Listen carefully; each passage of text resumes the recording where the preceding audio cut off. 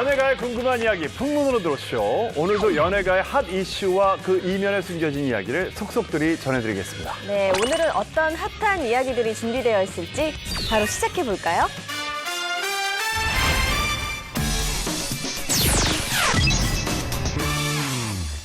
자, 황영진의 풍문 픽업 오늘은 말이죠. 발라드의 여왕입니다. 그리고 2000년 여자 솔로 가수 중 1위 트로피를 가장 많이 받으신 분입니다. 데뷔 20주년을 맞은 우리 백지영 씨 안녕하십니까? 풍문에서 처음 인사드리는 것 같은데요. 초대해 주셔서 감사합니다. 백지영입니다. 아, 네.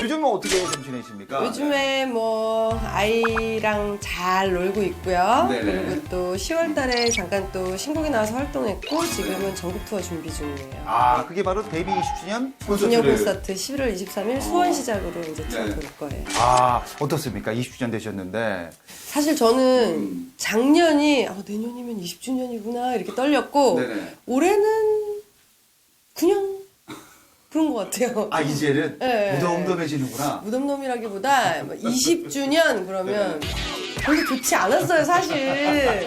근데 워낙 또 어린 나이에 데뷔하셔갖고, 그죠? 아니에요, 저 24세 데뷔했어요. 아, 솔직합니다. 예. 나이가 나왔네요. 나이가 나왔어요. 대박. 나 포털에서 나 내 나이 뺐는데.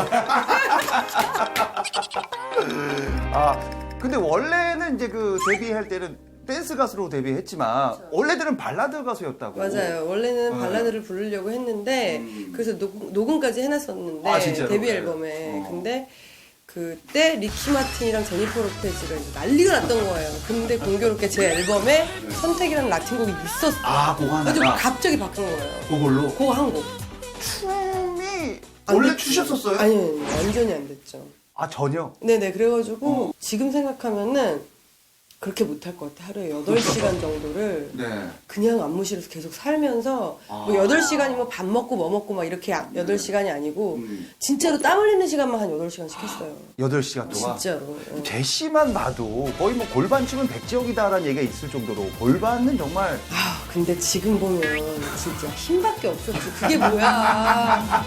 그게 뭐야. 밀당도 없고 춤에 그루브도 없고 그냥 무조건 힘으로 그냥 막.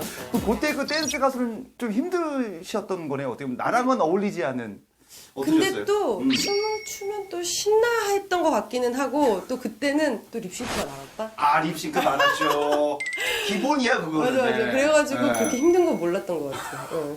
아니, 근데 조사를 해보니까 네. 실제로는 그 립싱크를 많이 했지만 백지영은 유일하게 라이브를 좀 많이 했다. 아니 뭐 유일하게라기보다는 그때 딱 곡이 시작이 됐어요. 이렇게 막 누구는 립싱크고 누구는 라이브다 이거 표시되는 그 아, 있어요. 이거 거가 돌아가는 그 이제 테이프. 맞아요, 맞아요. 그때 시작이 돼가지고 네. 그러면 난 라이브 하겠다 그래가지고 오. 라이브 했죠. 아, 그럼 뭐 힘들지 않으셨어요? 뭐 체력적으로나. 힘들었죠. 그러니까 안무가 라이브를 하면서는 막 반으로 줄었었어요. 그랬던 것 같아요. 말이 안 돼. 그런 안무를 짜놓고서는 라이브를 하라고 한다는 건 말이 안 돼. 네. 그때 당시 그 댄스 가수의 나의 인기 어느 정도였어요, 인기가? 예. 그때 제가 앨범이 대시가 있었던 앨범이 제가 알기로는 38만 장인가 40만 장 가까이 팔렸었던 걸로 알고 여자 솔로 있어요. 가수. 예. 그래서 그때로 비하 보면 정화 언니가 엄정한. 그 정도를 팔았다니까 계속 이상하네. 나갔다. 그 정도 나갔고. 또 이제 또 길거리에서 또 테이프 팔던 시절이기 때문에 그쵸. 나갔을 거예요. 많이 나갔어요. 그래서 100만까지 봅니다, 그죠? 너무 뻥이야. 너무 뻥이야. 그건 너무 뻥이고. 그때 이제 같이 활동했었던 가수 중에서는 제가 좀 찍었나 봐요, 그렇게. 그때 뭐 그 당시에 보니까 뭐 이정현 씨 있었고 뭐 김현정 씨도 있었고 박지윤 씨도 있었고 맞아요. 쟁쟁했어요 그때. 맞네. 뭐 나랑 라이벌 뭐 누구 있을까요? 저하고 완전 딱 붙어서 경쟁했던 게 정연이가 저 1집 때 정연이가 나왔는데 제가 앞에 딱 물타기 하고 정연이가 딱 나와서 제가 딱 빠졌어요. 아, 시기가 좋았네요. 예. 후속곡 이렇게 딱 하면서 약간 싹 빠졌고 그리고 2집 때 현정이랑 또 딱 맞닥뜨렸는데 현정이는 그 전 앨범이 이미 그녀와의 이별로 완전 대박났고. 상승세 타고 현정이 바로 나오기 전에 제가 딱 나와가지고 딱 아, 요 꼼수를 노리셨군요.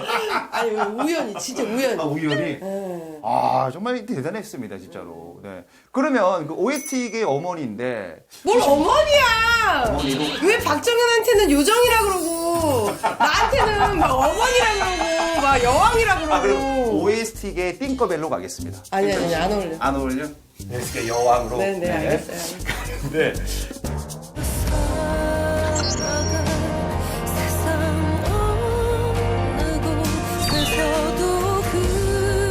비결이 있습니까? 이 부르시기만 하면 뭐 돼, 이게. 아니에요 그렇지 않고 안 된 것도 많습니까? 그럼요. 아, 그래요? OST가 제가 처음에 시작했을 때만 해도 BGM을 까셨지 맞아. 가사가 있는 가수가 부른 노래를 OST를 많이 안 쓰셨었는데 뭐 몇몇 제작사들하고 마음이 맞아가지고 시작을 하면서 그때는 거의 제가 완전 독식을 했지 아, 그때 그렇지. 네. 그러다가 이제 컨텐츠가 생긴 거잖아요 가수들한테 OST 시장이 더 커지고 더 발전하고 그렇게 된 거죠. 뭐 제가 뭐가 되게 잘 나가지고 막 그렇게 했다고는 생각 안 하고 이걸 좀 겸손하시네요. 아니 이건 사실이에요. 아, 응. 그럼 OST는 린이 더 낫다라고 좀. 그래서 그 얘기를 린하고 했잖아. 린이 나한테 이러는데 어떤 그 인터뷰를 OST 여왕이 누군 거 같냐? 아, 그렇지. 백지영이냐 린이냐? 아. 백지영이냐 린이냐? 아, 겁이다.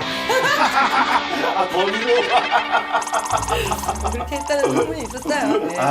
그러면은 뭐 초대박을 내면서 완전 그때 흡사되면서 효자 노래 뭐 있을까요? 효자 노래. 나에게는 정말 효자 노래. 그 음원 수익이 제일 많은 게 있고 제작비 대비 수익이 가장 많은 곡이 있고 그렇죠. 예. 그리고 행사가 제일 많았던 곡이 그렇지, 있고 예. 딱 그게 달라. 그럼 뭐 뽑아보자면 일단. 일단 음원 수익이 제일 많았던 거는 총 맞은 것처럼. 네, 방시 네, 역시. 네. 그리고 그 행사를 많이 갖다 준 게 사랑하네야 사실. 사랑하네. 그리고 사랑하네는 이제 나를 이렇게 제2의 전성기를 그렇지, 만들어준 너가. 그런 물꼬를 터주는 그런 노래가 또 사랑하네. 본인이 가장 아끼는 노래는 뭡니까? 노래들 중에 내가 아끼는 노래. 그게 매년 다른 것 같아요. 그리고 어떤 그 상황마다 다 다른 것 같은데 요즘에는 제가 단독 공연을 하거나 아니면은 무슨 공연을 하면은 꼭 엔딩곡이 잊지 말아요가 돼요. 그래가지고 잊지 말아요를 딱 하면서 관객들하고 막 같이 싱얼롱을 한다? 그때 그게 너무 감동적이에요. 그래서 나는 요즘에는 잊지 말아요가 제일 애정이 가는 것 같아요. OST로는 얼마를 이게 버시는 겁니까? 요거.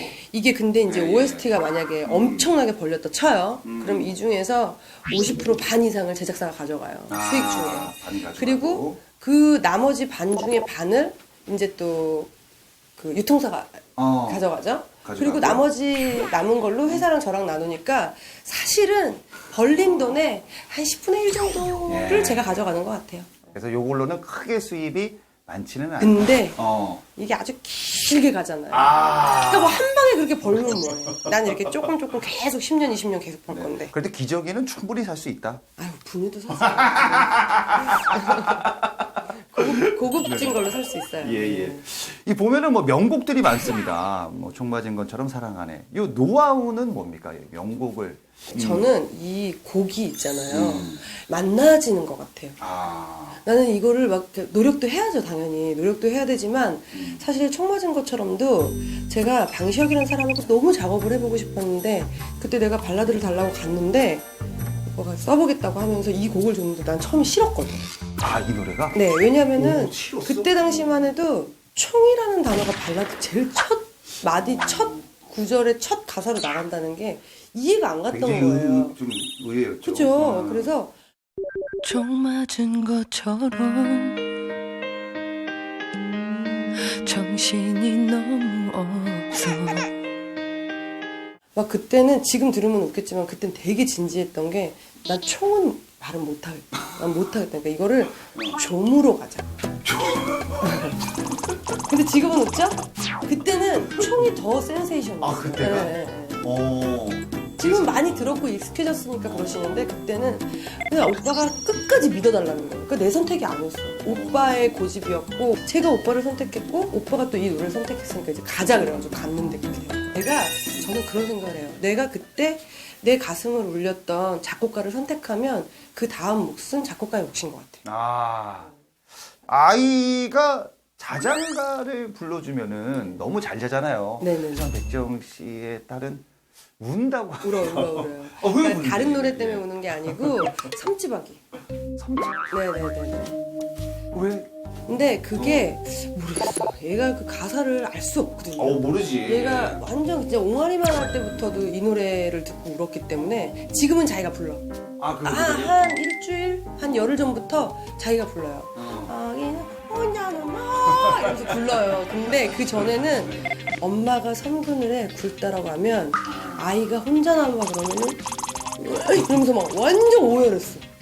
난 너무 좋을 것 같은데. 아니. 목소리가 너무 좀 감미롭고 약간 좀 그런 게 있어서 그럴 거 아니에요? 근데 자장가를 그러면 막 이렇게 부를 수는 없잖아요. 그렇죠. 자장가인데 그냥 조용하고 잔잔하게 부르는 거지.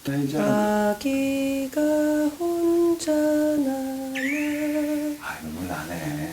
눈물 눈물 나 이거는. 나 엄마한테 전화하고 올게요. 나 이거 안 되겠어. 네. 눈물 납니다. 이거. 목소리에 한이 좀 있는 것 같습니다. 예. 뭔가 엄마 목소리가 슬프게 느껴지니까 덩달아 울었던 것 같아요. 제가 엄마라고 불러도 될까요? 왜? 목소리 듣고 엄마 생각해요. 너무 커! 근데 이제 그 딸이 네. 아직은 모르겠지만 엄마의 그 목소리를 좀 비슷하다, 예사롭지 않다 이럴 때 있어요. 노래를 부를 때. 아직은 모르지만. 목소리가 완전 옥구슬은 아니에요. 중저음이 세고 그리고 목청이 좋아요. 그렇다면 딸이 만약에 나 엄마처럼 한번 가수를 해보겠다. 그 생각 얼마나 많이 했겠어요. 하는구나. 얼마나 많이 했겠어요. 근데 진짜로 딱 그래서 제 안에 그게 딱 쓴 게 일단 그 아이가 재능이 있는지 없는지의 판단은 다른 곳에. 제가 판단하지 않고. 그러면 딸이 뭐가 됐으면 좋겠어요? 좀 행복한 일을 하면서 행복했으면 좋겠어요. 아무거나 해도 상관없어요. 근데 만약에 진짜 내가 되고 싶은 걸 말하면 지가 해준다. 그러면은 골프로 갑니다. 이게 어머니의 마음이죠. 나랑 치고, 나랑도 치고, 해외 이렇게 경기 나가면 나도 같이 가고. 좋습니다. 딸 사랑이 엄청납니다. 마지막 우리 시청자분들에게 인사하면서 마무리하겠습니다. 예, 오늘 오랜만에 너무 즐거운 인터뷰였고요. 인터뷰를 한 건지 아니면 수다를 떤 건지 잘 모를 만큼 너무 편하게 여러분들 만난 것 같은데 그래야 덕분이에요. 스튜디오에 계신 많은 분들도 아주 행복한 연말 되셨으면 좋겠고요. 저도 더 좋은 소식, 좋은 노래로 여러분들 다시 풍문에서 뵙겠습니다. 감사합니다. 네, 데뷔 시점 우리 백지영 씨였습니다. 감사합니다. 예. 대한민국에서 제일 잘 나가는 언니들. 가입자 300만 명 돌파. 전지현도 애용하는 마켓앱 창업자는 육아에 시달리던 평범한 주부. 전 세계 패션의 메카 뉴욕을 뒤흔든 대한민국 톱스타 출신 여성 보스 대공개. 대박 시청률 제조기. 회당 억대 원고료. 그 어려운 걸 해내는 김은숙 작가. 그녀를 따라다니던 남자 톱스타의 이름은? 화장품 재벌 그룹 후계자 1순위. 20대 국내 청년 중 주식 보유 1위. 막강 우먼 파워 그녀의 정체는? 대한민국을 이끄는 막강 우먼 파워 리스트. 지금 풍문으로 들어쇼에서 확인하세요. 재벌가에는 아들이 없으면 사위가 후계자가 된다는 말이 있죠. 그런데 이 말이 이제는 완전히 옛말이 되어가고 있다고 합니다. 네, 최근 딸 부자인 재벌가 회장님들은 능력 있는 딸들을 후계구도 전면에 내세우고 있다는데요. 네. 대한민국 경제를 이끌 차기 파워 우먼들, 과연 어떤 분들인가요? 지난 10월 1일 우리나라 굴지 화장품 브랜드 A사 본사 뷰티 영업 전략팀에 29살 과장이 첫 출근을 했습니다. 네. 그런데 이 29살 과장이 첫 출근을 하는 날 국내 모든 언론들이 그녀의 출근에 대해서 집중 보도를 하기 시작했어요. 그런데 그녀의 정체가 마치 드라마에 나오는 그런 상황 같은데요. 출근하고 보니 과장님이 회장님의 딸인 거예요. 드라마네. 네, 서경배 회장의 장녀인 서민정 씨였습니다. 미인이시네. 심지어 미인이에요. 머리뽕. 정말 미인이신데요? 포스가 약간 고현정 씨 포스도 좀 나네요. 근데 약간 이부진 씨 포스 같지 않나요? 아, 그러네요. 너무 이쁘다. 네, 네. 근데 서민정 씨가 나이가 지금 29밖에 안 됐잖아요. 아직 승계를 논하기에는 좀 이른 감이 있지 않나 싶어요. 사실 서민정 씨가 후계자로 이 거론이 된 거는 꽤 오래 전부터인데요. 서민정 씨가 15살 때인 2006년 말에 이미 A사의 주식을 갖게 됐기 때문인데요.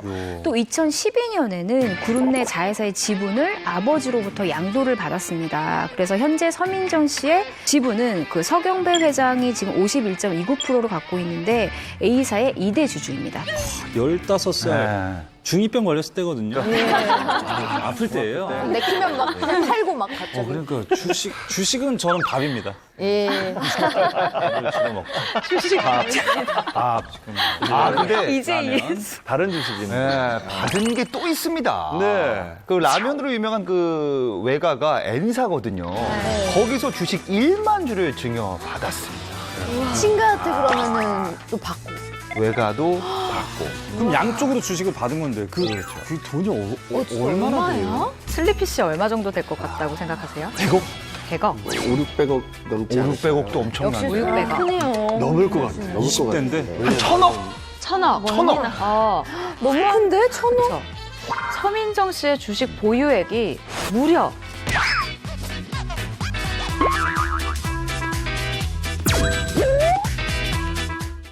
서민정 씨의 주식 보유액이 무려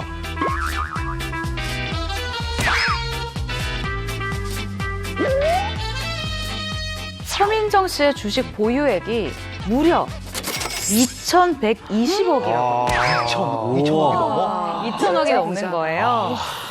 국내 20대 말로 듣던 부자 아닙니까? 정말 부자인 거죠. 네. 국내 20대 청년 중 1위입니다. 이 금액이. 그래서 주식 부호라고 불리기도 하는데요. 참고로 방탄소년단의 소속사인 빅히트 엔터테인먼트가 작년 그 연 매출이 2,142억이라고 했거든요. 그러니까 이 주식 보유액이 얼마나 큰 건지 감이 오시겠죠? 이야, 2,000억이 얼마나 큰지 저는 감도 안 오는데요? 쓸데없는 계산을 한번 해봤는데 치킨 한 마리를 2만 원으로 잡았을 때 치킨 한 1,000만 마리 정도 튀길 수 있는데 불쌍해. 그러니까 더 쉽게 설명해 드릴게요. 네. 닭 하나의 크기가 50cm라고 하면은요. 그 서울에서 부산까지가 500km잖아요. 서울에서 부산까지 닭을 쭉 이어놓은 거예요. 어머. 그 정도의 닭을 살 돈이라고 보시면 될 것 같아요. 갑자기 닭이 왜 나와요? 라면도 있고 화장품도 너무 비유가 있는데. 이게 대단하네요. 어쨌든. 대단합니다. 이야. 2,000억이면. 저도 기사를 봤었거든요. 근데 이 아들이 없는 A사의 정말 유력한 후계자로 꼽히는 딸이라고 하더라고요. 그래서 뭐 스펙도 굉장히 어마어마하다고 들었는데요. 네, 사실인가요? 맞습니다. 네, 맞아요. 어마어마합니다. 이 서민정 씨가 1991년생인데요. 미국 코넬 대학교와 대학원을 졸업을 한 뒤에 2015년에 베인앤 컴퍼니에 입사를 했거든요. 근데 이 베인앤 컴퍼니가 그 세계 3대 컨설팅 업체로 꼽히는 곳이에요. 그래서 뭐 세계의 상위권 대학 출신 인재들도 사실 여기에 입사하는 게 쉽지 않은 그런 회사입니다.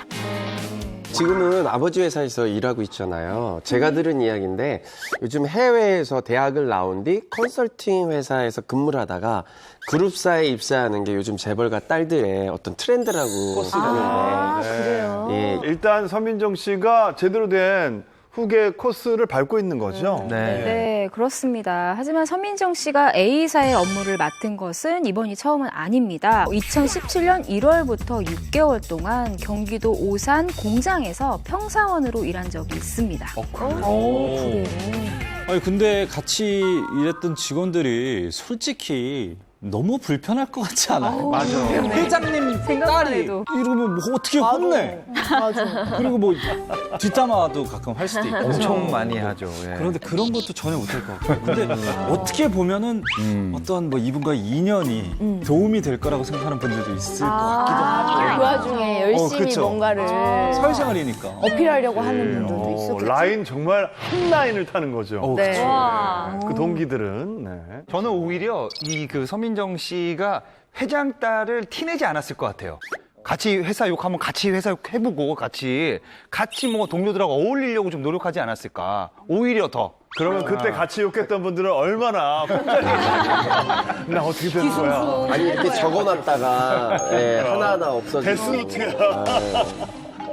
그런데 서민정 씨는 왜 하필 첫 근무가 공장이었을까요? 공장에서 화장품 사업의 기본이 되는 생산 과정을 경험하는 것이 이 A사 오너의 일가의 그 전통이라고 합니다.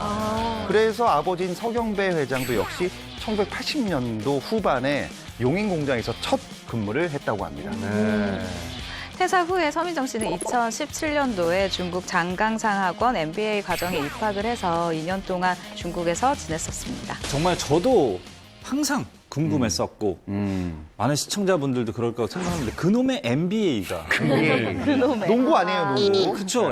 MBA잖아요. 맞아요. 이게 그 보통 이제 재벌가 뭐 자녀는 다 뭐 MBA래. 이게 도대체 뭡니까? 뭐야, MBA? MBA가 뭐 경영학 석사 과정이라고는 하는데 실제 뭐 경영학에 대한 이론을 배우는 데보다는 경영학 이론을 실제 업무에, 실제 회사 경영에 어떻게 응용할 수 있는지 그런 것들을 이제 배우는 곳이 MBA라고 하고요. 특히 우리나라 같은 경우는 MBA에 가는 목적이 실제 경영을 한번 어떻게 하는지를 배워보기 위한, 이론적으로 배워보기 위한 것 하나와 또 하나는 좀 인맥 그렇죠. 꽤 작용하는 것 같아요. 그래서 근데 보통 MBA 과정은 미국에서 밟지 않나요? 서민정 씨는 왜 중국에서 한 걸까요? 그러니까요. 예. 네, 시장이 큰 중국을 공략하기 위한 좀 큰 그림이었다고 보면 될 것 같거든요. 근데 이제 실제로 서민정 씨가 중국에 머무는 동안 뭐 중국의 정재계 인사들과 인맥도 많이 형성을 했고요. 그리고 이제 중국 시장에서 기반을 다지기 위한 그런 포석을 쌓고 왔다고 볼 수 있습니다. 네. 사실 화장품이 미국 시장보다는 중국에서 더 K-뷰티가 유명하니까. 실제로 A사가 중국 시장에 엄청나게 공을 들이고 있다고 하더라고요. 예. 특히 A사 같은 경우는 이 한류 열풍의 최대 수혜주로 꼽히기도 하거든요. 이유가 2000년대 들어오면서 이 한류에 대한 열풍이 굉장히 높아졌고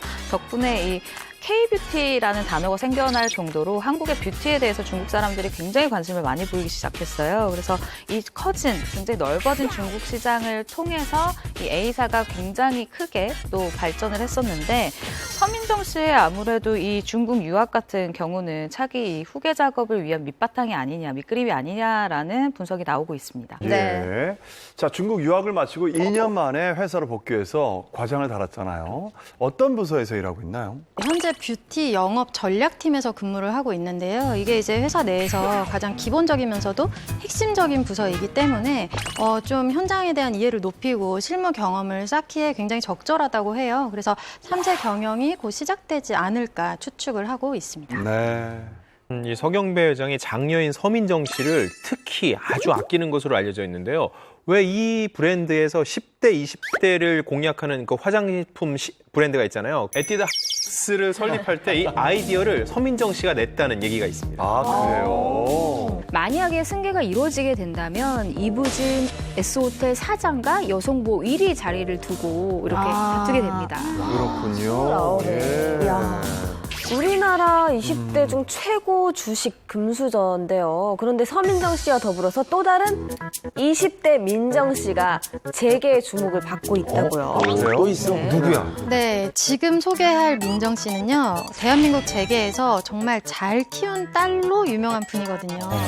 어떤 그룹의 딸이냐 하면 바로 국내 재계 순위 3위의 S그룹의 최태원 회장의 차녀 최민정 씨입니다. 화제죠, 화제예요. 이 최민정 씨도 서민정 씨와 동갑이에요. 1991년생이고 올해 29살입니다. 군복을 입고 있는 게 뭐 군인이신가요, 지금? 맞아요. 해군 장교 출신이죠. 공부했죠. 공예할 땐 손이 저런 모양이어야 돼. 우와, 저도 기사를 통해서 봤었는데 재벌가 딸 최초로 군대를 맞아요. 갔다 온 네, 분이죠. 네. 맞습니다. 최민정 씨는 지난 2014년 24살의 나이에 재벌가 딸로는 이례적으로 해군사관 후보생에 직접 지원을 해서 화제를 모았는데요.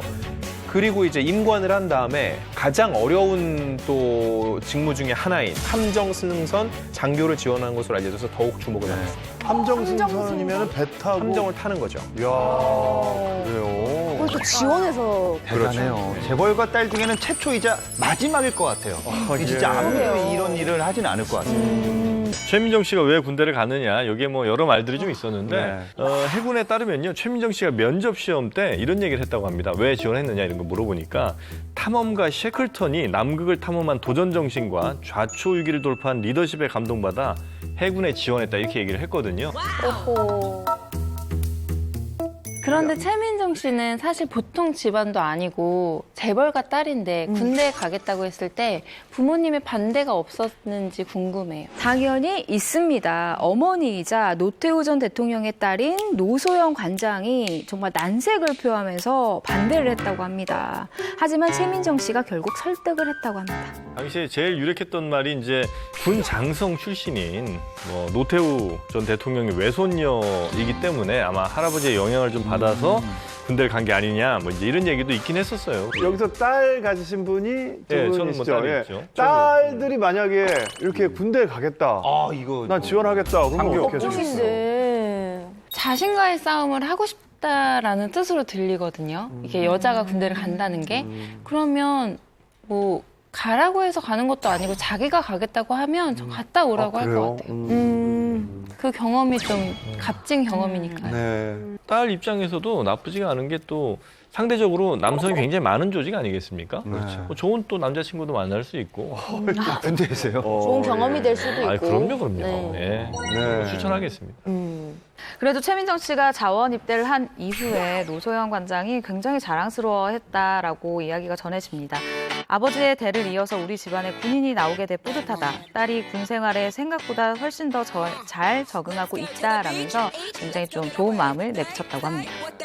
네, 이 딸을 굉장히 자랑스러워할 만해요. 왜냐하면 이 최민정 씨가 2014년에 치러진 임관식에서 함정병과 소위 계급장을 단 이후에 그 이듬해인 2015년에 청해부대 소속 충무공 이순신함에 승선을 해서 6개월 동안 아덴만에 파병이 되기도 했거든요. 그리고 이제 2016년부터는 서해 최전방 북방 한계선을 지키는 그 해군 2함대 사령부에서 정보통신관과 지휘통제실 상황 장교로 근무를 하다가 2017년에 중위로 전역을 했습니다. 저는 여자라서 혹은 제가 군대를 잘 몰라서 사실 이게 어떠한 정도의 의미인지 잘 모르겠는데 그러게요. 뭐예요? 김용만 씨가 해군 출신이에요. 해군들은 육군들보다 더 힘들어요. 왜냐하면 단절이 돼 있고 바다의 기후라는 게 우리가 상상하기 힘들대요. 그래서 정말로 외국까지 파병 갔었고, 그렇죠. 그다음에 지금 뭐 북방 한계선 거기서도 근무를 했었고 정말 고생 많이 했네요. 조직을 아주 하드하게 이게 운용할 수 있는 기회가 기업 같은 데보다 이 군대의 장교가 어쩌면 더 리더십을 키우는 데는 경험이 될 수는 있어요. 그래요. 그런 것도 아마 한 측면이 아닐까 싶습니다. 전역 후에는요, 최민정 씨가 S그룹에 다시 들어가서 경영승계 수업을 받을 거라고 사람들이 많이 생각을 했고, 그런데 본인이 중국에 머물면서 계속 진로를 고민하다 결국은 중국의 투자회사에 들어갔습니다. 그 재벌가 분들이 중국을 많이 좋아하는 것 같아요. 최민정 씨 같은 경우는 그럴 수 있을 것 같아요. 일단 중국에서 중고등학교를 나왔고 대학까지 졸업을 한 상황이고 또 게다가 중국 최고의 명문대라고 불리는 베이징대 경영학과까지 이제 뭐 거기서 졸업을 한 상황이기 때문에 베이징대는 진짜 저 정말 열심히 했다라는 생각이 들어요. 네, 최민정 씨 다른 재벌과 자녀들과는 다른 차원이 다른 유학 생활을 했다고 하는데요. 이 최민정 씨의 유학비 얼마였을 것 같아요? 베이징 중고등학교부터 베이징대까지 정말 잘할 텐데.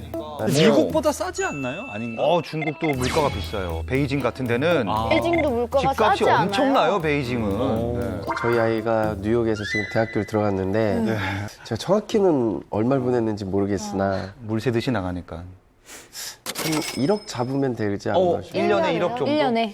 10년 동안 유학 생활했으니까 1년에 막 넉넉하게 1억이라고 쳐도 10억? 재벌가 최민정 씨의 유학 생활비 놀라지 마세요, 여러분. 무려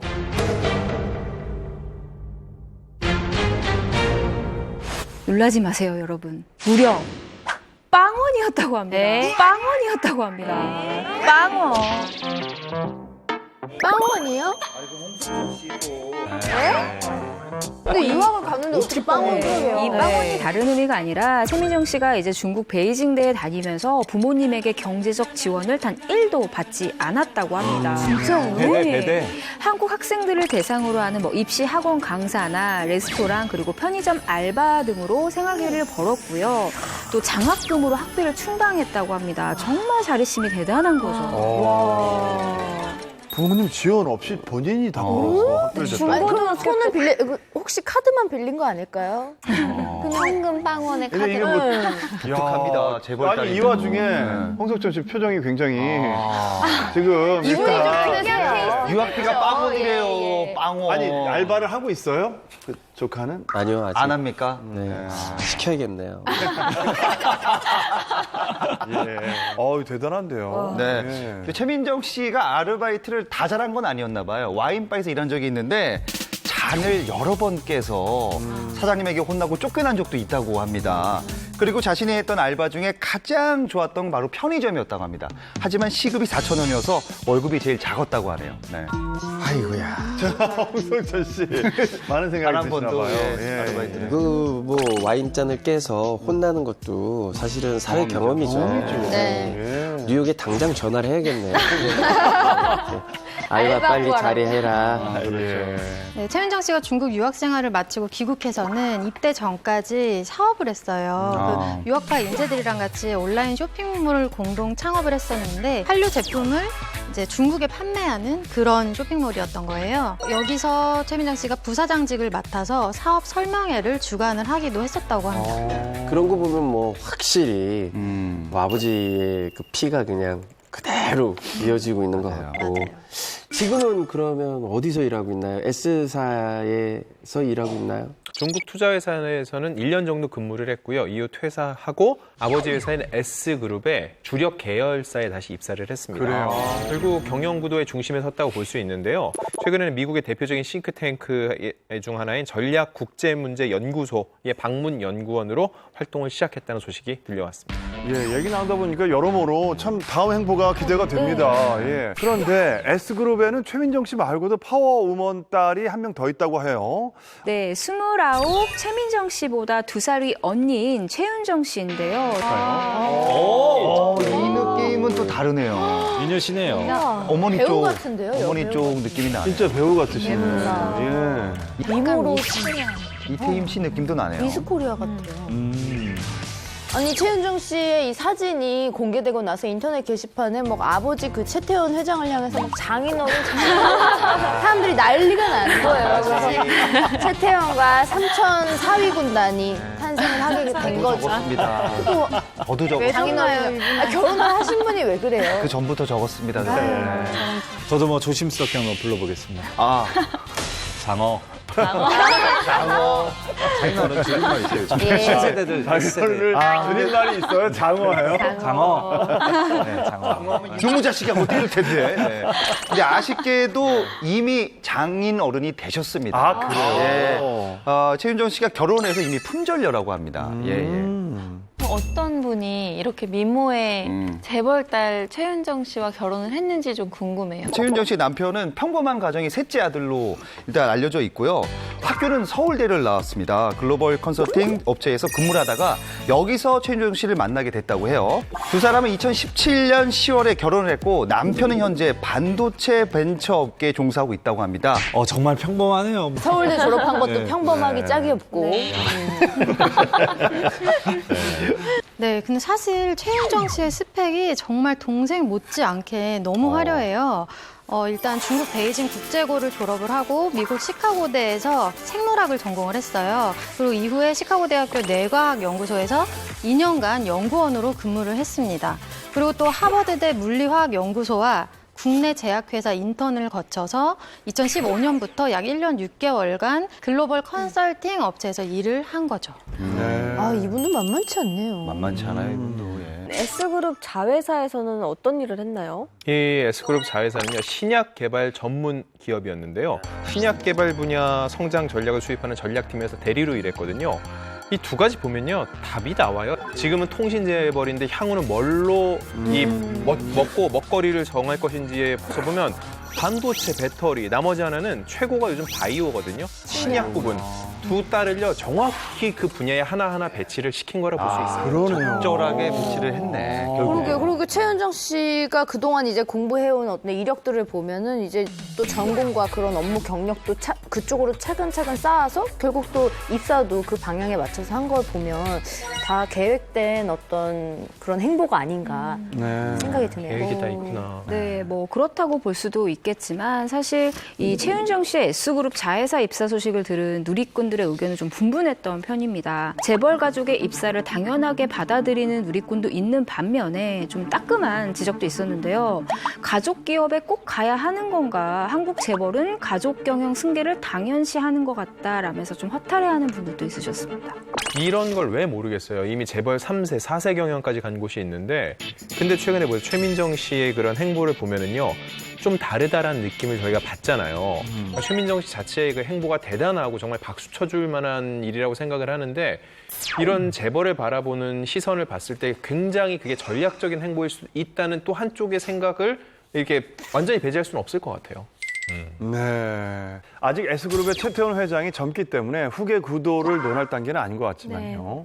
향후 능력 있는 두 딸, 최윤정 씨와 최민정 씨가 S그룹에서 어떤 역할을 할지 기대됩니다. 네, 그런데 여성 CEO가 재벌가에만 있는 건 아니죠. 그렇죠. 네. 요즘 식품 유통업계 돌풍을 일으킨 여성 CEO가 있다고 합니다. 요즘 핫한 새벽 배송 시장을 개척해서요. 월 매출이 무려 300억 된다고 합니다. 네. 더 놀라운 사실은 이분이 평범한 주부였다는 거예요. 하지만 현재 가장 주목받는 여성 CEO가 됐는데요. 대체 어떤 분이신가요? 네, 강남 주부들이 아주 좋아하는 앱이죠. 바로 마켓 땡땡을 차려서 대박이 난 주인공인데요. 이분은 1983년생으로 올해 37살인데 김슬아 대표입니다. 그런데 이분의 이력이 굉장히 특이합니다. 이 바닥에서는 좀 생소한 정치 이력 그리고 금융계 이력이 상당히 화려합니다. 이분이 이 통업체 경력은 그러면 단 한 줄도 없는 거예요? 그 상태로 이걸 개발을 한 거예요? 그렇습니다. 왜냐하면 김슬아 씨 같은 경우에는 그 흔히 말하는 엘리트 코스를 밟은 그런 유학생이었어요.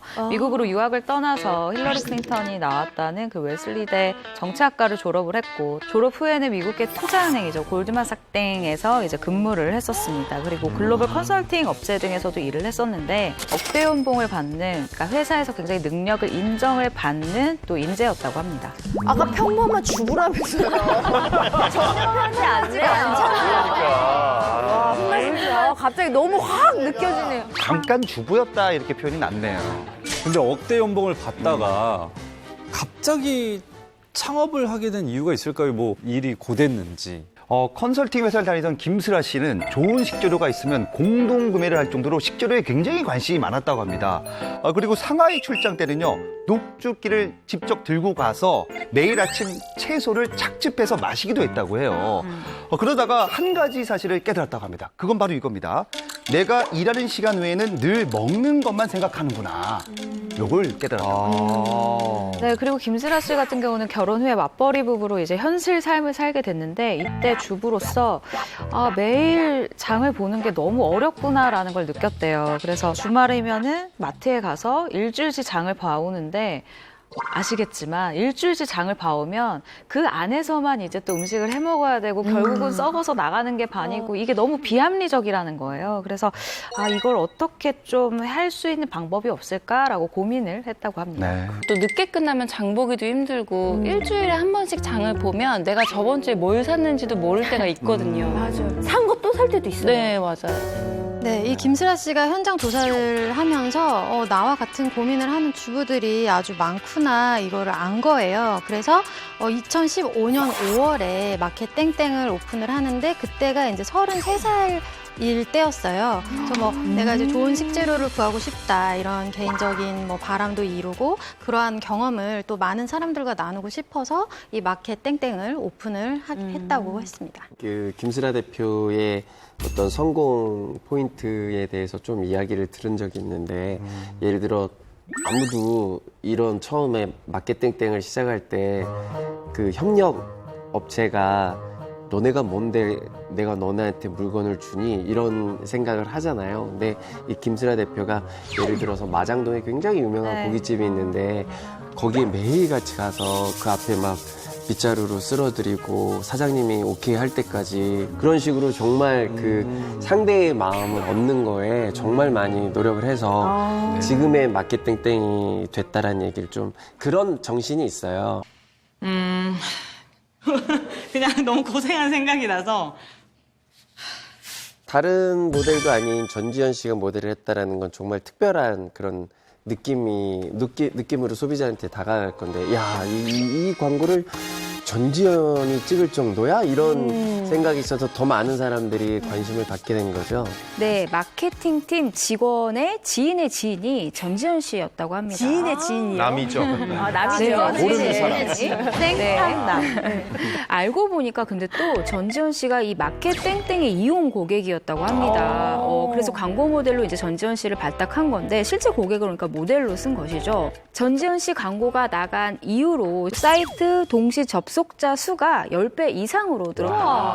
광고 효과가 있었네요. 와우. 확실히 파워가 엄청나네요. 전지현 효과라고 하죠. 이 효과 덕분인지 마켓땡땡의 이 누적 가입자 수가 올해 7월 기준으로 300만 명이 넘어섰다고 합니다. 그리고 제일 중요한 실구매자, 그러니까 평균 주문량이 하루에 3에서 4만 정도가 된다고 하거든요. 근데 저는 이것도 굉장히 좀 높은 비율이라고 생각이 들고요. 월 매출이 300억 원을 돌파했다고 합니다. 뭐 이런 놀라운 성장세에 힘입어 김슬아 씨가 올해 7월에 미국 경제 전문지 포브스가 선정한 파워 아시아 여성 기업인 25명의 이름을 올리기도 했습니다. 그래요. 저도 일주일에 한 번은 꼭 애용을 하고 있는데요. 네. 아, 다음 차기 모델. 아니에요. 모델 많이 올리네요. 아니 원래 사용하던 하더라고요. 실제 고객을 모델로 했다면서요. 저희가 네. 그 전부터 썼는데. 그런데 계속 고객이기만 해주시면 안 돼요. 네, 저희 네. 국내 새벽 배송 시장을 개척한 김슬아 씨가 앞으로는 어떤 것을 선보일지 그 성장을 기대해 보겠습니다. 자, 이번에 소개할 분은요. 28이라는 젊은 나이에 굴지의 대기업 S그룹의 최연소 임원이 된 분이라고 합니다. 네, 심지어 당시 S그룹 회장님이 직접 스카우트를 해서 화제가 됐다고 하는데요. 주인공은 바로 현재 국내 게임 회사 탑3 중 하나인 땡땡소프트 사장 윤송희 씨입니다. 윤송희 씨 유명하죠.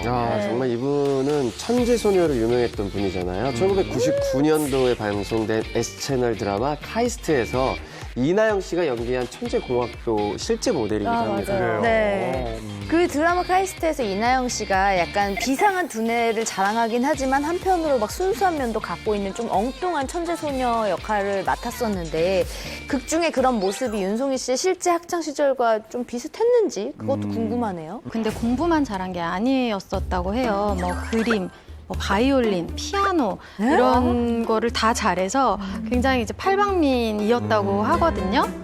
근데 이제 이 윤송희 씨가 언론 인터뷰에서 자기는 천재가 아니라고 했거든요. 이거 원빈 씨가 본인이 잘생긴 거 모르겠다 뭐 이런 거랑 뭐가 다릅니까? 그래요. 거의 뭐 나는 천재가 아니다. 근데 오늘 레이디 제인 씨 계속 뭔가 삐뚤어져 계신 것 같아요. 무언파워 얘기하니까 워낙 잘난 분들 얘기만 계속 하다 보니까 네. 그리고 또 이런 잘난 분들은 꼭 나 천재가 아니다. 나는 뭐 잘나지 않았다. 계속 이런 식의 어떤 망언들을 하시니까 제가 좀 화가 근데 나요. 레이디 제인 씨도 악기도 잘 다루시고 노래도 잘하시고 방송인이시고 예, 지금 또 저 석사 과정 지금 밟고 계시고 학점도 높다 그러고 그러니까 평범한 애가 조금 가려면 얼마나 저렇게 노력을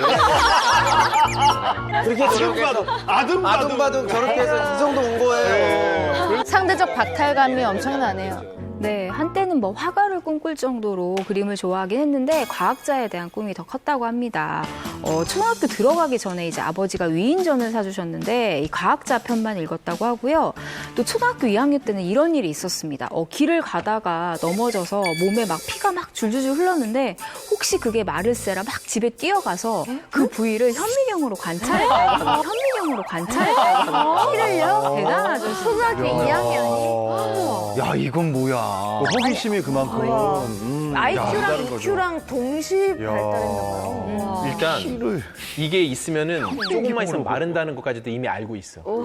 그래서 마르기 전에 봐야 되니까. 천재 맞잖아요. 독특하네요, 아주. 아이고, 천재예요. 초등학교 때 현미경 들여다보고 그런 걸 취미로 갖는다는 게 쉽지 않은데, 야. S그룹에서 이제 근무할 때 최연소 임원이 된 천재소년 타이틀 때문에 윤송이 씨가 하는 모든 것들이 다 화제가 됐다고 보시면 돼요. 일본어를 배운다더니 한 달여 만에 이 일본어 책을 줄줄줄 읽는 걸 보고 임원들이 혀를 내둘렀다고 합니다. 천재 맞네요. 어떻게? 대단하다. 그 전에 한 2년 정도 공부하고 나서, 그러면 나 이번 달부터 시작할까? 우리 한 달 만에, 그거 아닐까요? 아, 남들 보란 듯이. 일부러 아니, 앞에서. 그럼 어떻게 한 달 만에. 아니 만약에 이게 사실이라면 진짜로 천재인 거죠, 천재. 우리는 의심만 많다. 네, 윤송이 씨는 S그룹에서 이제 스마트폰이 세상에 첫 선을 보이기 전에 이제 피처폰 시대에 아주 획기적인 시도를 했었는데요. 2005년 개인의 취향에 맞춰서 뉴스, 영화, 맛집 정보를 제공하는 서비스를 시도했다고 합니다. 이 사과폰 같은 경우는 2년 뒤에 이런 서비스를 내놨다고 해요. 오, 앞서갔구나. 지금 요즘 이런 서비스들이 굉장히 각광받고 있잖아요. 네. 그때는 이제 너무 일렀던 거죠. 말하자면 앞서갔기 때문에 이 S그룹에서 그 서비스 그때 대대적으로 굉장히 홍보를 했었는데 조금 반응이 좋지 않아서 금방 좀 사라졌던 걸로 기억을 합니다. 그래요? 네, 근데 하지만 이제 윤송이 씨의 능력이 바로 입증이 됐어요. 바탕화면에서 바로 무선 인터넷에 접속하는 그런 서비스와 음원 사이트를 출시를 해서 100만 명에 가까운 가입자를 확보를 한 거죠. 대단합니다. 자, S그룹의 최연소 임원으로 핵심 역할을 하면서 승승장구했는데 어떻게 하다가 땡땡 소프트를 가게 된 건가요? 이유는 아주 간단합니다. 네. 게임을 좋아해서요. 게임. 전형적인 천재 스토리입니다. 게임을 좋아해서 그 진짜 게임에서 임원으로 가는 겁니다. 안 좋아하는 게 뭐예요? 2004년 3월에요. 당시 모바일 분야로 사업을 확장하고 있던 땡땡 소프트 김택진 대표가 이 S그룹의 상무였던 윤송이 씨에게 사회이사직을 제안을 합니다. 그리고서는 게임을 평소에 좋아하던 윤송이 씨는 이것을 바로 받아들이게 되죠. 근데 이때 당시에 좀 사내에서 뭐 문제제기가 좀 있었어요. 왜냐하면 이 정말 어린 이 최연소 임원으로 이렇게 사회이사를 우리가 하게 되면 뭔가 우리 회사에 이익이 있어야 되는데 왜 무슨 이유로 이렇게 해주느냐. 그래서 그때부터 윤송이 씨와 이 김택진 대표와의 연문설 이런 것들이 좀 나긴 했었죠. 네. 결국 두 사람은 2007년 11월에 조용히 결혼식을 올립니다. 그리고 윤송이 씨는요, 2008년 1월에 쉬고 싶다는 이유로 S그룹 측에 사의를 표하고 그해 땡땡 소프트로 완전히 자리를 옮기게 되는 거죠. 사실 평범한 사람이 보기에는 굉장히 거리감이 느껴지는 그런 대단한 이력을 가졌잖아요. 그런데 이런 윤송이 씨도 정말 너무너무 힘들었다라고 이야기하는 것이 하나 있습니다. 이게 뭘까요? 결혼 생활? 비슷합니다. 남편? 비슷해요. 부부 갈등. 다들 약간 자기의 이야기를 하시는 것 같은데 바로 육아라고 해요. 육아 힘들죠. 거의 다 힘들죠. 오셨습니다. 육아 예, 힘들죠. 거의 다 왔어요. 당연히, 예. 아들만 둘인데 이 학부모 모임에 가야 되는 이 학교 행사에 계속해서 빠지게 되거나 아니면 준비물이나 교복 같은 걸 이제 막 챙겨서 잘 주고 싶은데 내 아이만 계속해서 이걸 빠지는 거예요. 그래서 이런 것도 좀 너무 미안한 마음이 든대요. 그리고 일하는 엄마의 아이라는 게 좀 티가 날 때 그렇게 마음이 아프다고 해요. 일을 하는 날이나 안 하는 날이나 그냥 애기한테 계속 미안해요. 엄마들은 24시간 매일매일 미안하고 그러니까 뭔가 더 좋은 거 해주고 싶고 더 사랑해주고 싶고 한데 그냥 자기 자신이 계속 부족한 느낌? 근데 보통 주변에서 보기엔 안 그러잖아요. 근데 자기만 느끼는 것 같아요. 엄마니까. 네, 윤성희 씨는 2012년부터 두 아들과 함께 미국에서 생활을 하고 있습니다. 왜냐하면 미국 범인의 이제 최고 경영자 직함을 달았기 때문인데요. 사실 2009년부터 2011년도까지 누적 적자가 약 700억 원, 그러니까 700억 원을 기록했던 이 미국 법인은 윤송희 씨 부임 이후에 3년 연속 흑자를 기록하게 됩니다.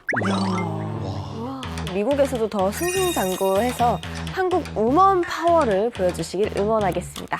스타들 중에도 이 모든 걸 이뤄내서 성공 신화를 완성한 여성들이 있다는데요. 왜 성공을 하면 큰 물로 가라는 얘기가 있잖아요. 네. 이분은요, 한국보다 외국에서 먼저 인정받은 연예인 출신 사업가입니다. 궁금해하실 텐데요. 일단 사진을 준비했거든요. 함께 보시죠. 리안나죠, 리안나. 리안나. 세계적인 리안나. 리안나. 세계적인 보컬. 박병면세. 면세. 면세죠. 언니랑 네. 한나 언니 왜요? 근데 연예인 이분들이 출신 한국 사업가라고 했는데 왜 저렇게 할리우드와 이렇게 팝스타들을 보여주냐 하면은요. 관계가 있나? 저 사람들 얼굴을 보는 게 아니라 저들이 들고 있는 백을 보셨어야죠.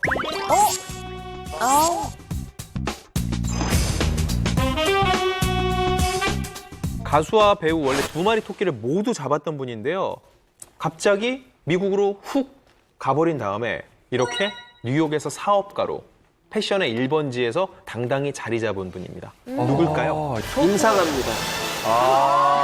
힘 빠지게 그거 바로 얘기하셨어요. 아구 아시는 분이. 친분이 있으신가 보다. 친하세요? 어느 정도 알죠. 모를 리가 없죠. 네, 주인공은 90년대 중후반 가요계는 물론 연기로도 큰 사랑을 받았던 임상아 씨입니다. 아, 임상아 씨. 뭐 임상아 씨 설명할 때 다 필요 없고 이거 한 곡이면 되죠. 네. 뮤지컬. 내 삶을 그냥 내버려 더 이상 간섭하지 마. 여기입니다. 네, 임상아 씨는요, 1994년 CF 모델로 데뷔해서 95년도에 S채널에 특채 탤런트로 연기자로서 활발히 활동을 했었어요. 물론 뮤지컬 배우로도 굉장히 유망주였고요. 그러니까 그때 말하자면 되게 신여성 같은 이미지였거든요. 신여성. 네, 근데 음반을 3장이나 내고 인기도 되게 많았었는데 갑자기 돌연 은퇴를 선언하면서 미국으로 떠나셨단 말이죠. 네, 당시 임상아 씨 짧은 시간에 큰 성공을 거뒀지만 심적으로는 굉장히 힘들었다고 합니다. 일단 데뷔하자마자 언론에 집중이 되고 또 대중들의 관심도 많았고 무엇보다 정말 빡빡한 스케줄에 정말 스스로가 너무 지쳤다고 하는데요. 인터뷰를 통해서 당시에 대해 심경을 밝힌 적이 있는데 정말 일의 노예가 된 느낌이었다. 이미지 때문에 딱 잘라 말하는 것도 할 수 없고 굉장히 답답했다라고 토로한 적이 있습니다. 네.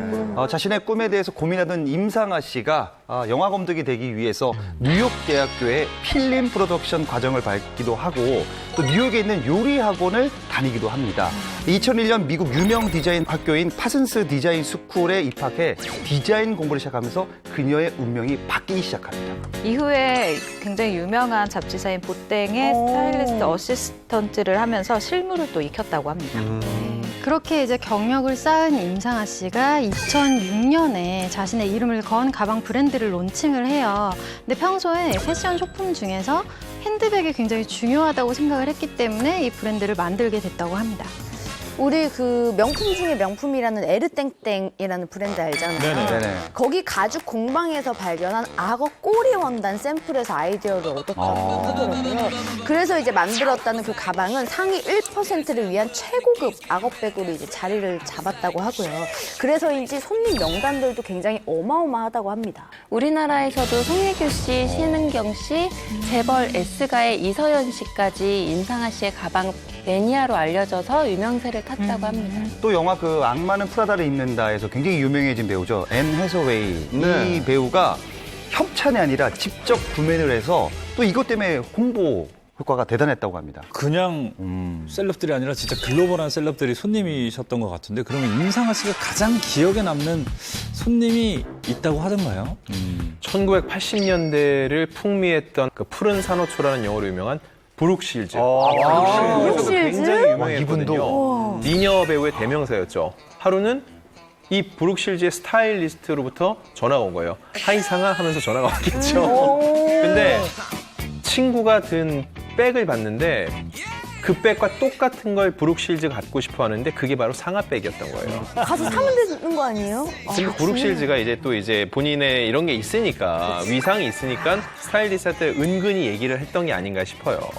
사실 브룩실즈 하면 여러분들 뭐 기억하시는 분들 많이 계실 텐데 어렸을 적부터 아주 유명한 스타였을 테니까 임상아 씨한테 전화해가지고 백을 좀 사고 싶다라고 얘기했을 때 임상아 씨 기분이 굉장히 남달랐을 것 같아요. 사실 임상아 씨가 일하는 곳이 뉴욕이에요. 뉴욕. 모두가 뉴요커를 꿈꾸잖아요.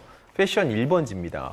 이 안에서 수많은 이런 패션 전문가들이 경쟁을 벌이고 있는데 한국에서 혈혈단신 온 임상아 씨가 이 정도 인지도를 얻었다는 것 자체는 정말 대단한 일이라고 볼 수 있습니다. 그렇죠. 덕분에 임상아 씨는 캐나다, 프랑스, 두바이, 이탈리아 등 세계 20여 개 국가에 매장을 오픈을 했고요. 우와. 2008년에 유명 패션 잡지 보땡에서 주목해야 할 신예 디자이너, 2010년에는 12명의 아메리칸 디자이너로 선정됐다고 하는 걸 보니까 지금까지도 쭉 어떤 그 디자이너로서의 굉장히 어떤 명망을 네, 이어오고 있는 것 같고 국내에서는 또 패션 디자인 펀드상을 수상하기도 했다고 합니다. 자, 임상아 씨 정말 대단한데요. 임상아 씨처럼 회사를 이끄는 파워우먼 또 어떤 스타가 있을까요?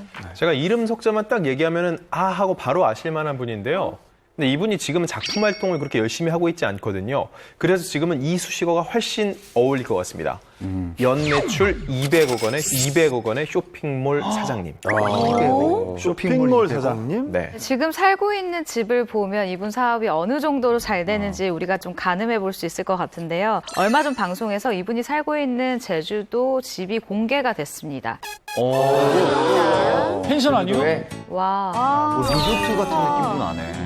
감각 있게 꾸며놨어요. 저게 이건 집이야? 택이 아니라 저택인데요. 제주도에 살아요? 네, 이거 그렇습니다. 이효리 아니야? 쇼핑몰을 안 하니까요. 쇼핑몰을 안 하니까. 아, 안 하는구나. 네. 제주도 럭셔리 하우스의 주인공은 바로 배우 출신 진재영 씨입니다. 아, 예. 1995년도 CF로 이름을 알렸고요.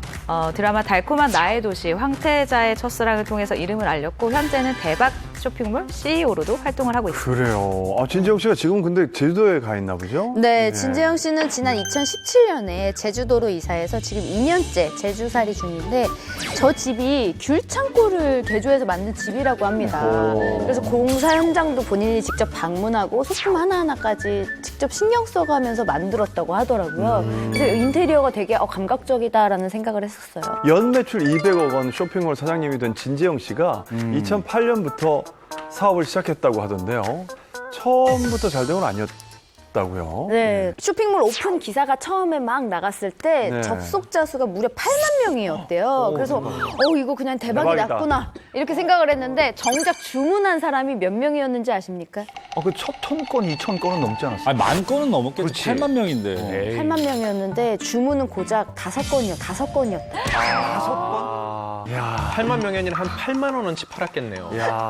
홍보는 됐는데 이제 정작 뭐가 준비가 안 됐었던 거죠, 제대로. 아니, 가족들만 사도 5개 팔리거든요. 진짜. 아주 엄마. 진정 씨 본인도 거기에 충격을 너무 많이 받아서 내가 이거 공부 없이 그냥 너무 이렇게 무턱대고 뛰어들었구나라는 생각을 했다고 합니다. 그래서 그때부터 이제 동대문을 3년 동안 매일매일 방문해서 새벽 이제 3시 한 5시까지 이제 시장을 막 돌고 5시까지 메이크업하고 6시부터 또 그 쇼핑몰 촬영을 또 시작해서 하루에 거의 뭐 2시간씩 자면서 일을 계속 했다고 올인했구나, 해요. 그러니까 이쪽에 그 정도로 올인을 한 거죠. 네. 저도 한 10몇 년 전쯤에 인터넷 쇼핑몰을 하나 오픈을 했어요. 홍석천 씨가? 그래서 잘 준비한다고 해서 이제 브랜드 내고 했는데, 첫 오픈하자마자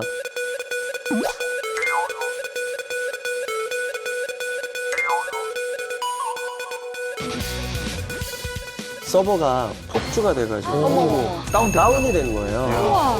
그 정도로 사람이 많이 왔는데 주문이 혹시 아니, 다운이 되니까 사람들이 이제 못 이용을 하잖아요. 그 대비책을 우리가 생각을 안 하고 며칠을 그거 막 하느라고 해서 다시 열었는데 별로 그렇게 사람이 이제 안 왔어요. 이제는.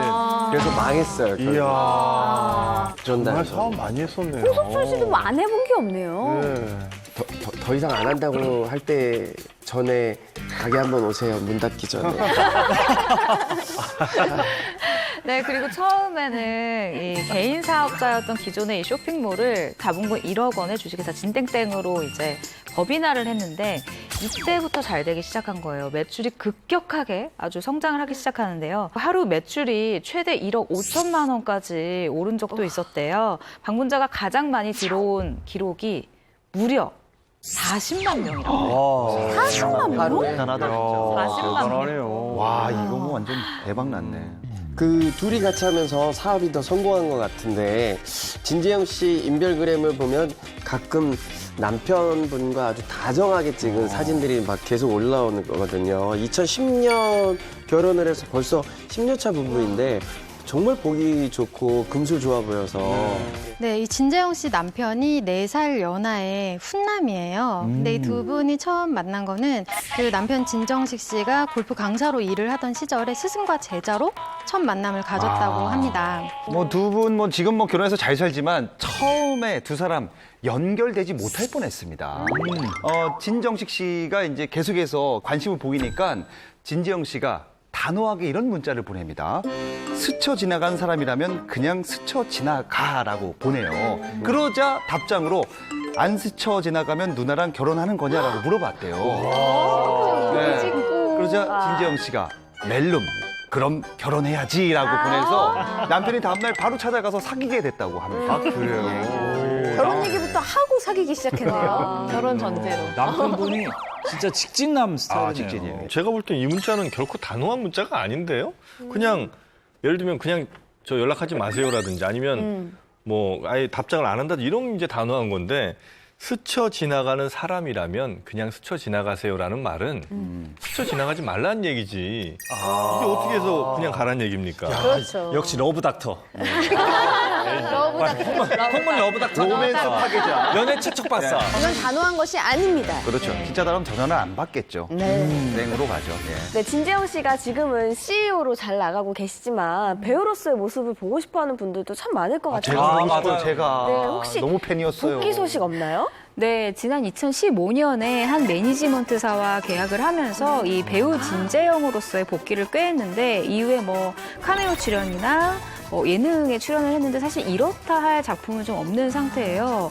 아무래도 사실 진재영 씨 같은 경우는 좀 연기자보다는 그 인터넷 쇼핑몰 이미지가 워낙 강하다 보니까 이걸 깨기 위해서는 부단한 노력이 필요할 것으로 보입니다. 네. 사실 뭐 고준희 씨 전에는 그 진재영 씨가 단발로 굉장히 유명했거든요.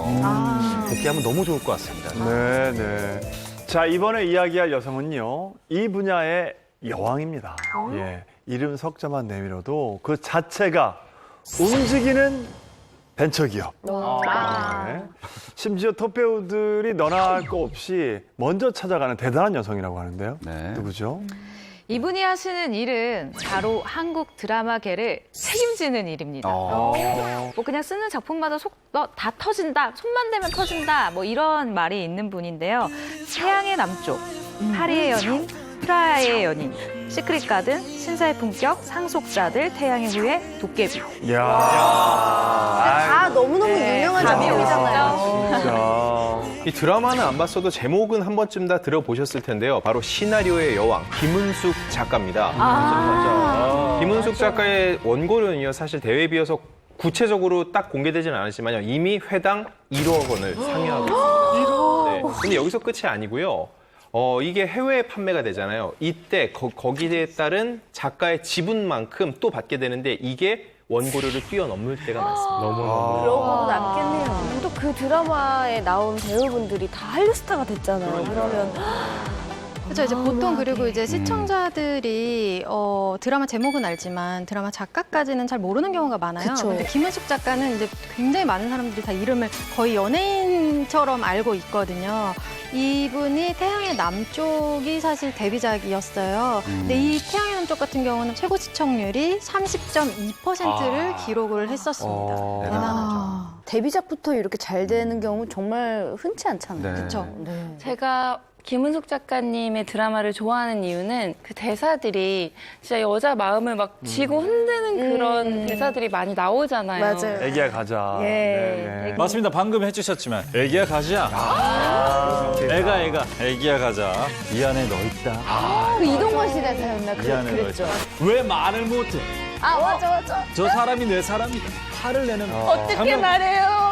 화를 내는 어떻게 말해요? 사랑해도 되겠네. OST도 잘 기억이 새록새록합니다. 당시 모든 여자들은 다 애기였어요. 정말 이 시대에는. 네. 시크릿 가든에서도 주옥 같은 명대사가 있지 않습니까? 우선 한 땀 한 땀. 맞아요.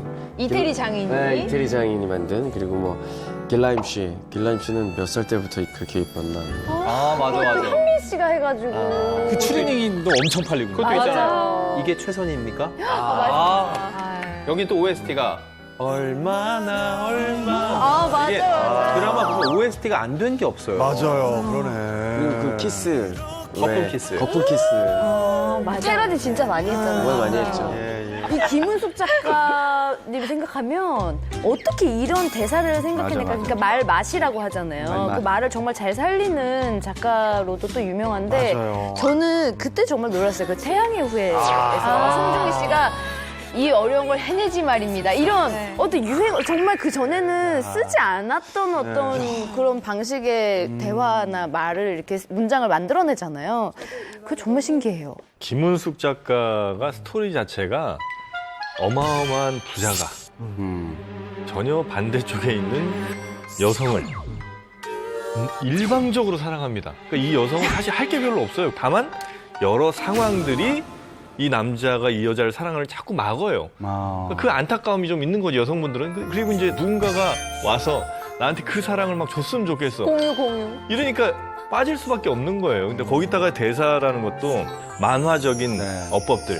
그 잘생기고 어마어마하게 부자인 사람이 이런 얘기까지 하면 너무 기분이 좋은 거예요. 그렇죠. 예, 그런 마음을 정확하게 꿰뚫고 있는 게 또 김은숙 작가고. 사실 기자들이 말씀하신 게 기자들이 김은숙이라는 작가의 작품을 비판하는 지점이었어요. 자기 복제인데 말맛, 대사빨이 너무 좋기 때문에 대중을 완벽하게 현혹시킨다라는 거였는데 도깨비에서 거기서 좀 탈피하고 미스터 선샤인은 완전히 그 공식에서 탈피를 맞아요. 했거든요. 근데 이 드라마의 내용은 그거잖아요. 일제강점기에 조선시대 여성, 양반집 규수도 독립운동을 했다는 얘기인데 막판에 유진초이, 이병헌 씨가 이런 대사를 해요. 그냥 꽃으로도 살아도 좋으련만이라는 얘기를 하니까는 거기서 그 김태리 씨가 연기했죠. 이 얘기를 합니다. 나는 꽃이요. 다만 나는 불꽃이요. 라고 하면서 자기의 불꽃 같은 삶을 얘기하는데 팍 와닿더라고요. 그럼 이 작가는 도대체 뭘로 비판적인 글을 써야 되지 싶을 정도로 그냥 저도 좀 빠져들었어요.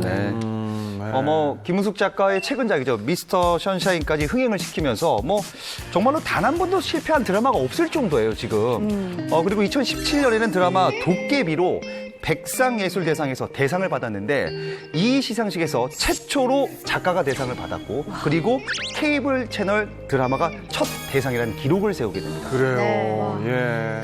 자, 한국 드라마 역사를 써내려가고 있다고 해도 과언이 아닌 것 같은데요. 해외에서도 김은숙 작가의 작품이 굉장히 인기가 많다던데 어느 정도인가요? 네, 김은숙 작가의 상속자들 같은 경우에는 13개국 판권 판매가 역대 최고가였어요, 그 당시에. 그런데 그 다음번에 스스로 자기의 기록을 깹니다. 바로 태양의 후예였는데요. 이 태양의 후예가 중국에 판매될 때 40억이었어요. 근데 이게 역대 또 최고가라고 합니다. 자신의 기록을 계속해서 자신이 깨는 거죠. 제가 듣기로는 도깨비 같은 경우에도 시청률이 워낙 높아서 다시 보기나 그런 2차적인 콘텐츠가 잘 판매가 안 될 거라고 생각을 했는데 그것도 기록을 세워서 최다 판매를 이뤘다고 하더라고요. 김은숙 작가 주로 기사로만 많이 뵀지 어떤 성격을 가지신 분인지는 참 궁금해요. 네. 일단 자기 작품에 대한 프라이드가 높은 만큼 대본을 다르게 애드립을 하는 걸 굉장히 안 좋아하는 걸로 알고 있어요. 그리고 배우들 입장에서 미리 못 보는 대본입니다. 김은숙 작가의 대본은. 그럼 어떻게 그걸 보고 결정? 김은숙이라는 이름 하나로. 그럼요. 믿고 그냥 결정해야 되는 믿고 거예요? 그냥 편성 주고 배우들도 결정을 하고 그리고 나서 촬영 현장에서 비로소 이제 완대본을 받고 연기를 해야 되는. 유출될까 봐. 그렇죠. 유출의 위험이 굉장히 크죠. 왜냐면 김은숙 작가의 작품이면 모두가 읽고 싶어 할 수밖에 없죠. 그러니까 누구에게 검토받지 않고 편성받을 수 있는 대한민국에 몇 안 되는 작가예요. 김은숙 작가가 제가 알기로도 굉장히 확실한 성격인 걸로 알고 있고요. 예전에 그 신사의 품격에서 같이 작업을 했던 장동건 씨가 또 그런 얘기를 했었어요. 뭐라고 했냐면 김은숙 작가의 대사에 적응하는 시간이 필요했다고 얘기를 했는데 호흡을 끊어 읽는 것까지 대본에 정확하게 명시가 되어 있대요. 그리고 작가가 그거를 그대로 해주기를 원했다는 얘기를 인터뷰를 통해서 한 적이 있습니다. 호흡까지. 이야, 완벽하네. 머릿속에 확실한 그런 그림과 상상이 다 있는 거죠. 네. 데뷔작부터 성공해서 지금까지 꽃길만 걸었을 것 같은 스타 작가잖아요. 네. 그런데 하지만 끼니를 걱정하던 때도 있었다고 합니다. 김은숙 작가가 강원도 강릉 출신이거든요. 어릴 적부터 글 쓰는 걸 좋아하고 워낙 두각을 보여서 교내 100일장 같은 걸 하면 다 휩쓸었는데 현실의 벽은 생각보다 굉장히 높았어요. 그래서 고등학교 때 졸업하기 전부터 약 7년 동안 가구 공장에서 격리를 봤었고요. 이래서 악착같이 2천만 원을 모았고 부모님께는요, 가구 회사의 서울 본사로 발령이 났다라고 거짓말을 하고 서울로 오고 본격적으로 작가의 길에 뛰어든 겁니다. 그래요. 예. 네, 상경한 김은숙 작가는 서울예술전문대학 문예창작과에 입학하게 되는데요. 사실 학비를 버느라 또래보다 5년 뒤에 5년 늦게 입학을 하게 됩니다. 그리고 졸업 후에 대학 내에서 그렇게 원하던 연극 대본을 썼지만 이게 무명이었기 때문에 고정 수입이 하나도 없었다고 합니다. 네, 그래서 당시 반지하 월세방에서 끼니를 연명하기 힘들 정도로 형편이 좋지 않았다고 하는데요. 그 500원짜리 새우과자 있지 않습니까? 그걸로 사흘을 연명하게 됐고. 그래서 너무 힘들어서 이제 낙향을 고민하고 있을 때 우연히 엄청난 기회가 찾아옵니다. 누군가가 드라마를 한번 써보지 않을래? 라고 제안을 한 거예요. 그 귀인은 도대체 누군가요? 네, 무명 시절 김 작가의 연극을 즐겨 보던 제작사 대표였는데요. 이 제작사 대표가 드라마 제작 일을 하게 된 거예요. 그러면서 김은숙 작가에게 집필을 제안하게 된 겁니다. 이때 김은숙 작가가 이런 이야기를 했다고 해요.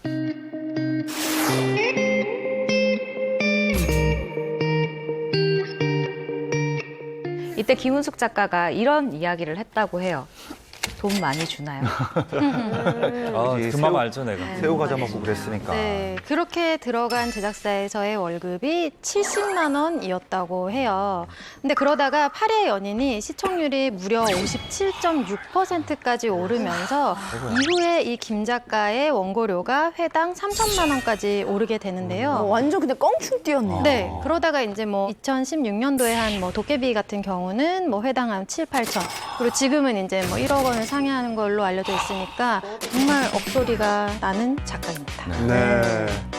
자, 지금은 내노라 하는 배우들이 먼저 찾아뵙는 대작가가 되셨잖아요. 예. 일명 김은숙 사단에 들기 위해서 톱 배우들의 러브콜도 치열하다고요. 뭐 유명한 일화도 있어요. 그 배역을 맡기 위해서 김은숙 작가를 따라다닌 배우도 있었습니다. 바로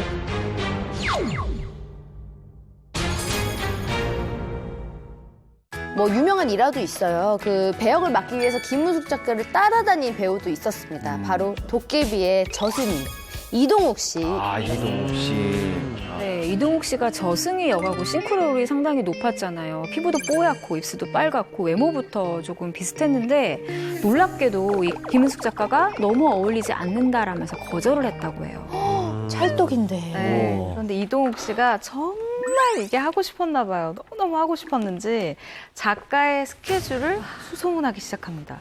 그래서 해외로 가던 김 작가의 비행기 옆자리를 구매를 해냅니다. 그 어려운 걸 해냈어요. 그래서 적극적으로 그 비행기가 가는 동안 아주 자신의 PR을 했다라고 하는데요. 아주 배우로서 자신의 매력을 어필을 한 거죠. 결국 도깨비에 합류를 할 수 있었다라고 합니다. 자, 그러다 보니까 뭐 남자 배우들이 계속해서 이 김은숙 작가에게 나 좀 써달라고 이렇게 언급을 합니다.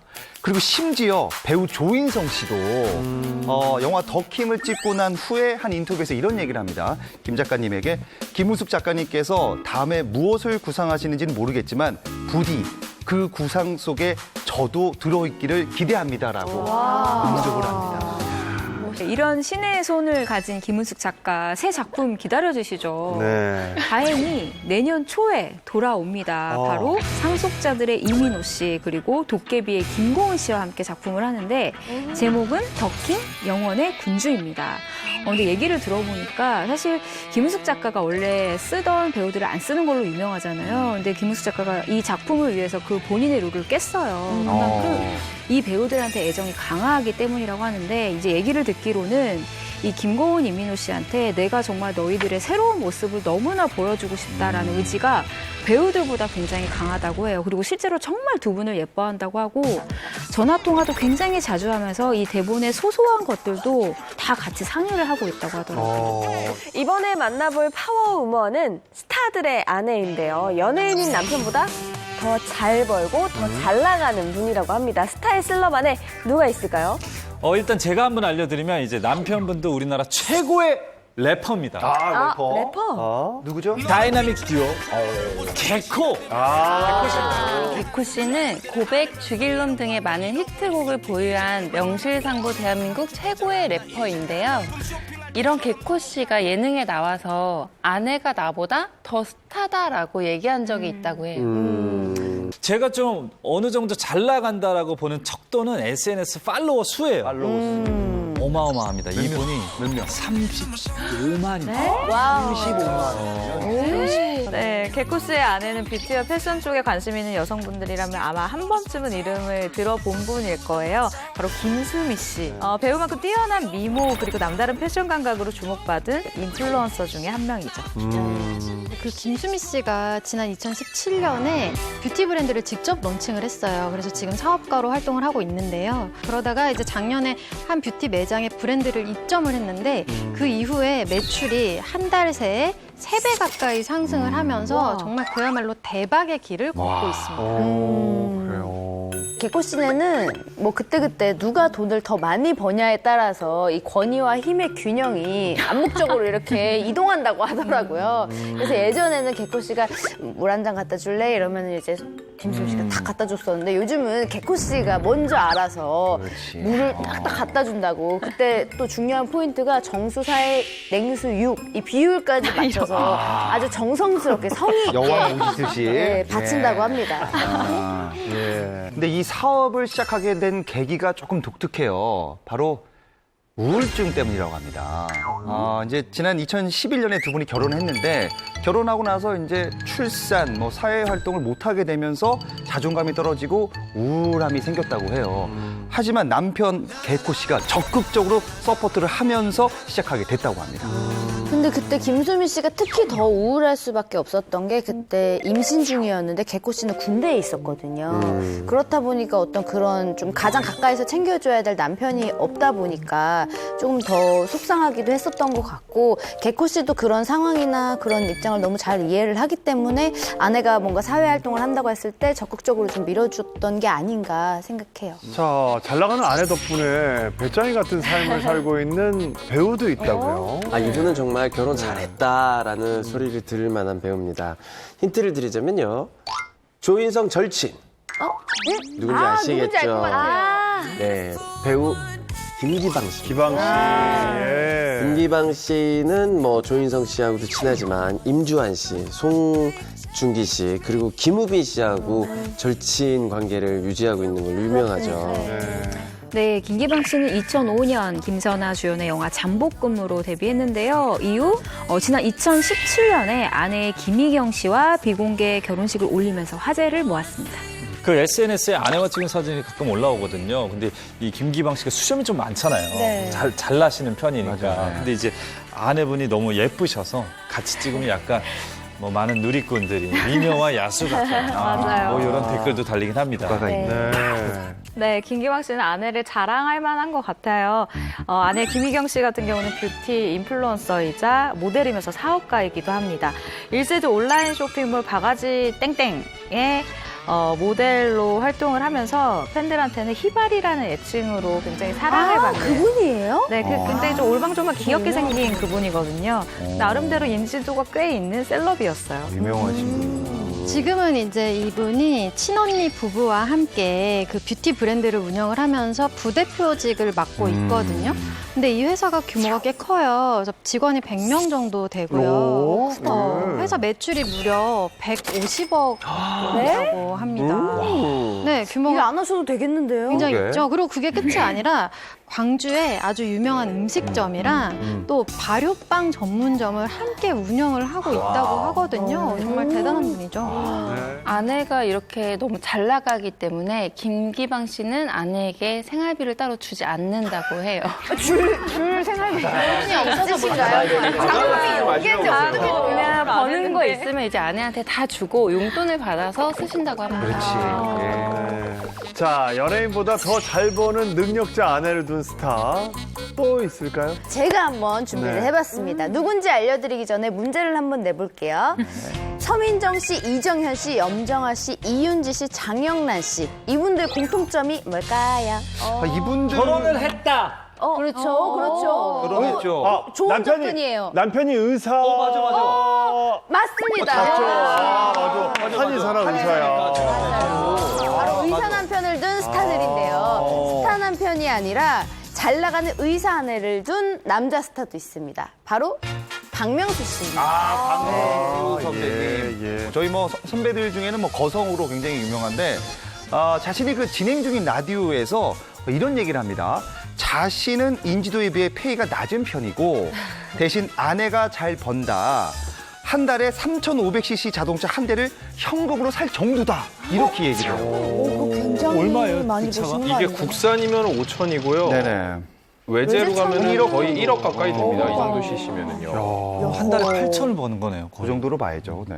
이 박명수 씨의 유명한 아내가 바로 한수민 씨죠. 워낙 네. 뭐 방송 출연도 많이 하고 거론이 많이 돼서 실시간 검색어에도 많이 오르시고 이미 유명한 분이시죠. 아시겠지만 한수민 씨가 정말로 스펙이 화려하잖아요.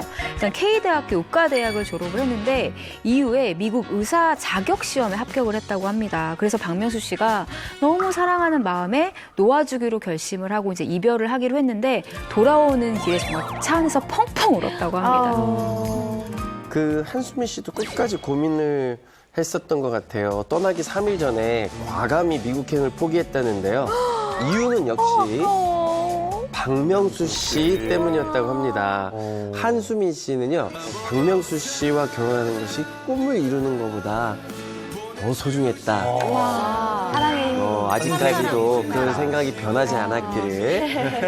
찐 사랑이죠. 예. 근데 수민 씨가 하게 박명수 씨를 잘 챙겨요. 그래요. 박명수 씨도 정말 외주 잘하고. 다정하고. 네, 너무 다정하고. 제가 저희 샵에 다니거든요. 근데 제가 샵에서 얼핏 보고서 낯이 있는데 내 친구인가 이렇게 생각해서 저 친구 이름이 뭐더라? 이렇게 물어봤어요. 너무 어려 보여서. 근데 알고 보니까 한수민 씨였던 거예요. 그래서 제가 나중에 안녕하세요 이렇게 인사를 드렸는데 그 정도로 굉장히 동안이시고 화장 안 하면 더더욱이 약간 애기 같아 보일 정도로. 그래요. 예.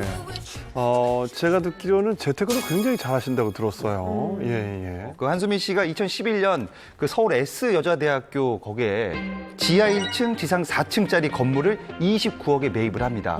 그리고 나서 이듬해 건물 전체가 별다방이 입점을 해요. 그리고 3년 만에 건물이 46억 6천만 원에 매각하면서 3년 만에? 무려 17억 6천만 원의 시세 차익을 보게 됩니다. 와, 이건 네. 어찌 보면 이건 시작에 불과하고요. 그리고 2014년에 방배동향 건물을 88억 원에 사들인 다음에 지상 5층 건물로 변모를 시킵니다. 이 건물에도 역시 1층에 별다방이 입점을 해 있었고요. 등기부 등본에 따르면 이 별다방은 한수민 씨에게 매월 순 매출의 15%를 지급하는 걸로 되어 있어요.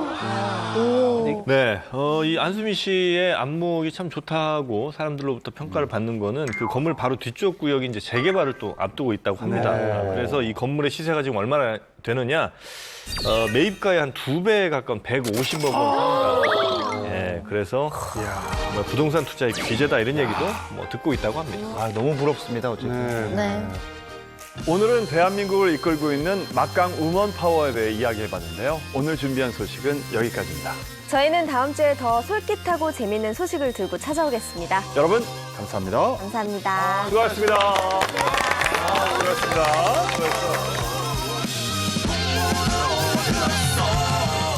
채널 A